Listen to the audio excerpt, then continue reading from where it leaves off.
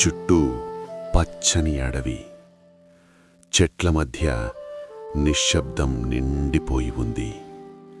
ఆ నిశ్శబ్దం మధ్య ప్రకృతితో ఏకమై నిలిచిన ఒక పవిత్రమైన స్థలం. అదే షావులిన్ కుంగ్ఫు ఆశ్రమం. రాయి మరియు కలపతో చేసిన సాంప్రదాయ మందిర నిర్మాణం కాలానికి అతీతంగా ప్రశాంతంగా నిలిచింది.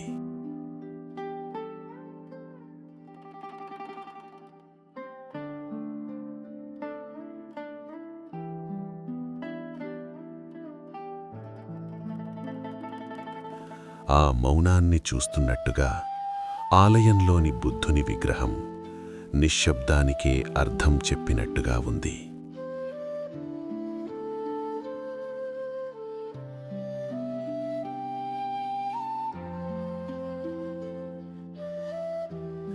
ఆ నిశ్శబ్ద ఆశ్రమంలోకి ఒక యువ శిష్యుడు అడుగుపెట్టాడు. అతని మనస్సు ఆలోచనలతో భారంగా ఉన్నా పాదాలు మాత్రం వినయంగా ముందుకు కదిలాయి. మెట్లెక్కుతూ అతని ప్రతి అడుగులోనూ ఒక ప్రశ్న.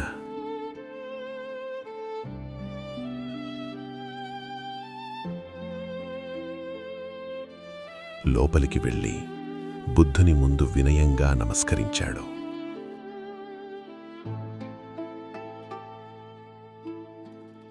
ఇంతలో ఆశ్రమ ప్రాంగణంలోకి తన షిఫు శాంతంగా ప్రవేశించాడు.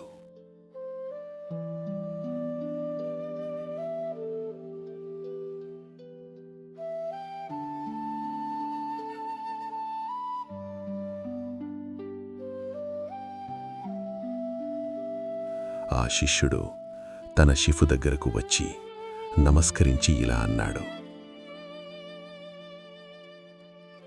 షిఫు, నా మనస్సు ఎప్పుడూ ఆలోచనలతో నిండి ఉంటుంది. ఎంత ప్రయత్నించినా ప్రశాంతంగా ఉండటం లేదు. అసలు ఛాన్ అంటే ఏమిటో నాకు అర్థం కావడం లేదు అనన్నాడు.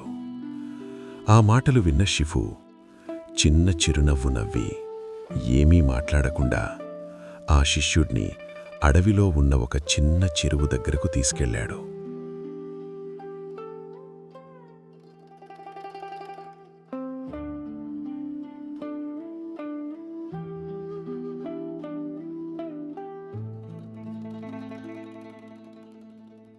తీసుకెళ్ళి ఆ నీటిలో ఒక చిన్న రాయిని వేశాడు. నీరు కదిలింది, అలలు పుట్టాయి. ఆ నీటిలో నీ ముఖం చూడు అని చెప్పాడు. కాని కదులుతున్న నీటిలో శిష్యుడికి తన ముఖం స్పష్టంగా కనిపించలేదు. నాకు సరిగ్గా కనిపించటం లేదు షిఫు అనతను చెప్పాడు.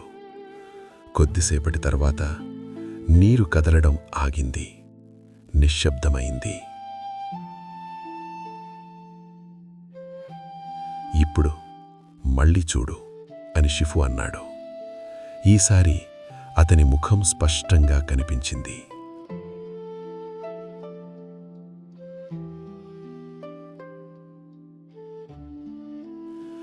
ఇప్పుడు నాకు చాలా స్పష్టంగా కనిపించింది షిఫు అని శిష్యుడన్నాడు.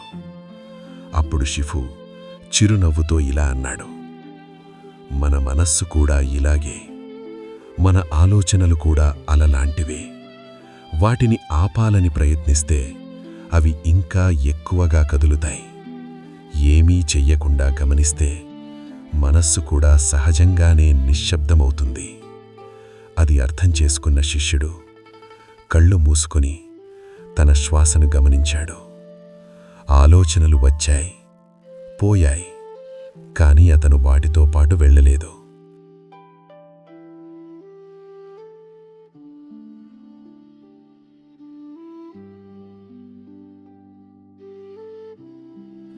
షిఫు చివరిగా ఇలా అన్నాడు. నిశ్శబ్దాన్ని నువ్వు తీసుకురావడం కాదు, నువ్వు అడ్డుకోకపోతే నిశ్శబ్దమే స్వయంగా వస్తుంది. ఇదే ఛాన్ అంటే. ఛాన్ అంటే ఆపడం కాదు, ఛాన్ అంటే గమనించడం.